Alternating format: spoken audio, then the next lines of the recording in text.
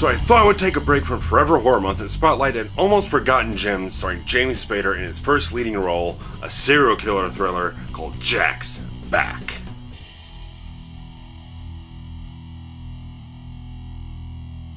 In Los Angeles, a series of Jack the Ripper copycat killings are being committed, but the police believe their case is closed after apparent suicide by a young doctor after a gruesome homicide. However, his identical twin brother claims to have seen visions of the true killer, and his brother's death was no suicide. Now he must find his brother's killer as he is led into a deadly, twisting mystery with the police believing he is now their #1 suspect. So yeah, well, Jack's Back is a serial killer thriller. I thought it'd be very disingenuous if I tried to shoehorn it into the whole Forever Horror Month thing. This is a very taut, suspenseful type of movie, and it comes to us from Rowdy Herrington, who you might know as the director of Roadhouse. This is very much a different kind of film than Roadhouse. Jack's Back was the directorial debut for Rowdy Herrington, and again, the first leading role for James Spader. And I think they both do a great, solid job in this thing. First off, Spader.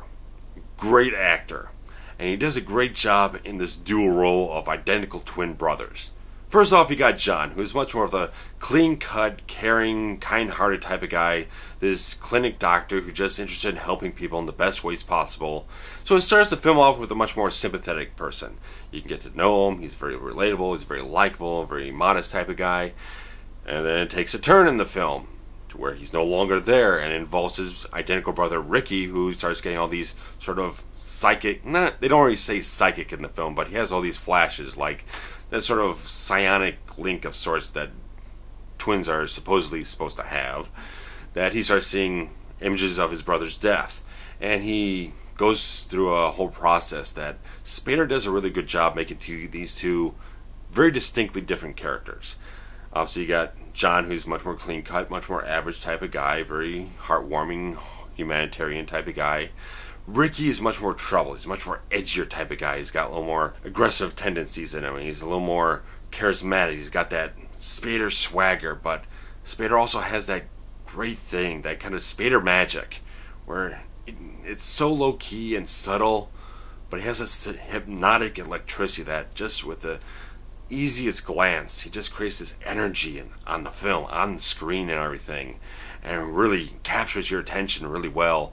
Spader just does an absolutely fantastic job in both roles, creating a very great dynamic, showing that he has got a lot of great talent to show off, that he's shown up for so many years now, and we all know his talent very well.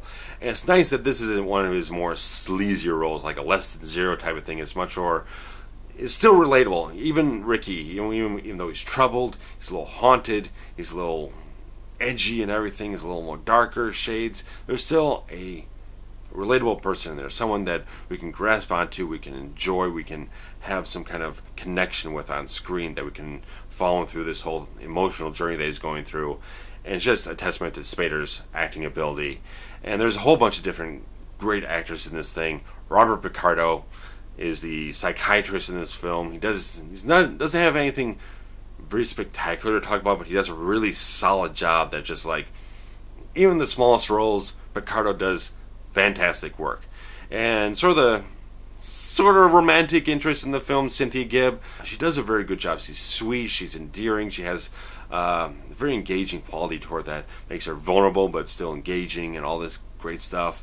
And one of the really good things is that Rowdy Herrington seems to have a really solid, good eye for visuals. That the cinematography here has got some nice, shadowy, moody, smoky images and style to it and everything. It really kind of wraps you up in that whole mystery plot of who the killer is, and it just brings you along in a very good way. It just creates a nice atmosphere of tension and suspense. And I love the use of saxophone in the score. It's very slightly noirish and just has a great smooth jazz type of feel that it fits. It fits very well in this kind of mystery plot and everything. And there's some really good tense, suspenseful, thrilling sequences here. It's not a big action type of thing, but there's some very good razor sharp moments in the whole film that can really get your heart pounding if you're really invested in what's going on. And the Jack the Ripper stuff doesn't really meld too deeply into the film. It's a nice basis for the film, nice basis for the premise, nice kind of springboard into the serial killer plot. But it doesn't really factor in too heavily to what's going on, but it's a nice little backdrop type of thing that kind of just easily explains a motive for whoever the killer is revealed to be. And the mystery here is nicely, subtly handled, that you don't get a lot of big sort of clues of who the killer is. It goes along in a very subtle fashion, and when it's finally revealed, there's a little bit of twists and turns here and there that are really well handled towards a very tense, I think masterfully crafted climax of this film. It's very, very well done. Rowdy Herrington shows off in this directorial debut. He's got a lot of great talent all over the place, and even Siskel and Ebert gave this thing 2 thumbs up. They really like this film. I like it a lot, and it's odd that this is almost like a forgotten gem because this has no DVD release. You can only find this on VHS, and you can find it on Hulu.